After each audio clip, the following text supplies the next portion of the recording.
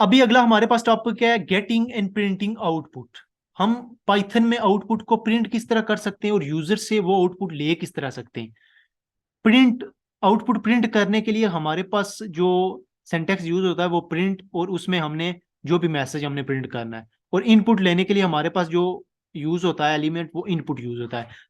ये यूजर से वैल्यू लेने के लिए आपने देखा होगा अक्सर कि हम यूजर से वैल्यू लेते हैं, please inter your rule number. तो वो रूल नंबर इंटर करवाने के लिए हम इनपुट यूज करते हैं, ठीक है। और वो मैसेज स्क्रीन पे डिस्प्ले कराने के लिए हम प्रिंट यूज करते हैं। तो इसको देख लेते हैं कि किस तरह हम गेट और सेट करते हैं अपनी आउटपुट को स्क्रीन पे।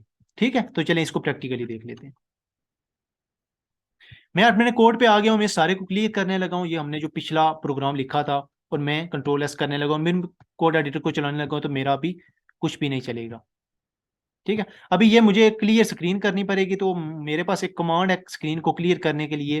वो मैं लिखूंगा CLEAR, या इधर से आप राइट क्लिक करें और क्लियर स्क्रीन कर दें, तो ये आपको पिछली जो प्रीवियस स्क्रीन है वो क्लियर कर देगी। ठीक हो गया।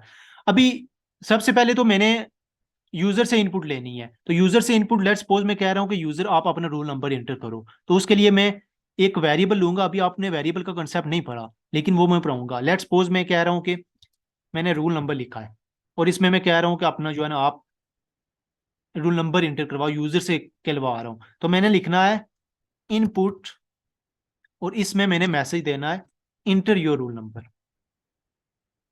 ये जो मेरे पास इनपुट है ना, ये मुझे बता रहा है कि मैंने इनपुट लेनी है यूजर से। ठीक है, और इनपुट मैंने लिखा और इंटर योर रूल नंबर। ठीक हो गया। अब ये मेरा जो रूल नंबर इधर इंटर होगा, ये बेसिकली स्ट्रिंग में होगा, ये करेक्टर में होगा, अल्फाबेट्स में होगा। तो इसको मैंने, अभी रूल नंबर तो हमारा मेरा डिजिट में होता है, तो इसको मैंने टाइप कास्ट करना है, इंट इधर लिखना है। तो ये आप बेसिक इसका सिंटैक्स ही समझ लें। ये ऐसे इंट में इस सारे इनपुट को आपने कवर करना है।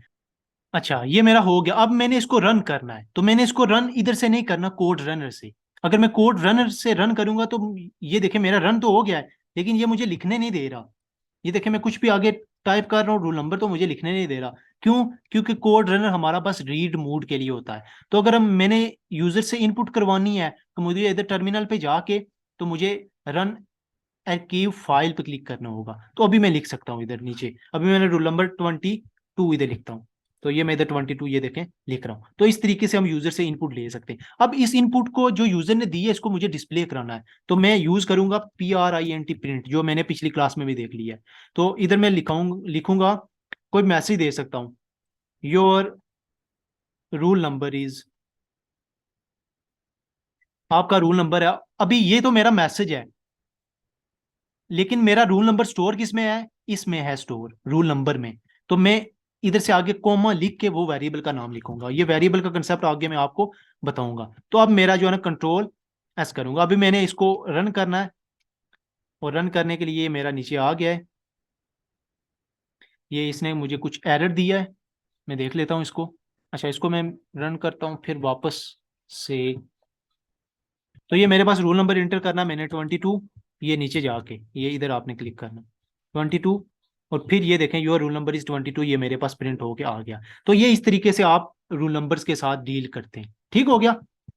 अच्छा, तो ये सिंटैक्स हमारे पास होता है गेटिंग इनपुट फ्रॉम यूजर और प्रिंटिंग इनपुट, ये हमारे पास सिंटैक्स है। ठीक है, इधर कोई भी आपने मैसेज देना तो डायरेक्ट आप मैसेज दे दें, लेकिन अगर आपने किसी वेरिएबल की वैल्यू को भी स्टोर कराना है, तो कॉमा दे के उस वेरिएबल का नाम लिख लें। अभी रूल नंबर में हमारा ये जो यूजर इनपुट दे रहा है ये स्टोर है, तो इसलिए हमने इधर रूल नंबर प्रिंट किया। तो इसको हम जो है ना अभी टर्मिनल से जाके क्यों रन करवा रहे हैं? क्योंकि ये हमारा यूजर से इनपुट ले रहे हैं, हमने कुछ लिखना है, यूजर से लिखवाना है।